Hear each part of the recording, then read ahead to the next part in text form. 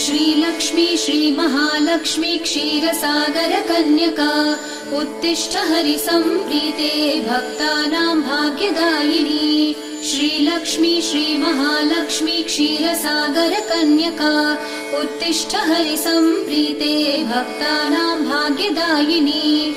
उत्तिष्ठोत्तिष्ठ श्रीलक्ष्मी विष्णुवक्षस्थलालये उत्तिष्ठ करुणापूर्णे लोकानां शुभदायिनी। उत्तिष्ठोत्तिष्ठ श्रीलक्ष्मी विष्णुवक्षस्थलालये उत्तिष्ठ करुणापूर्णे लोकानां शुभदायिनी।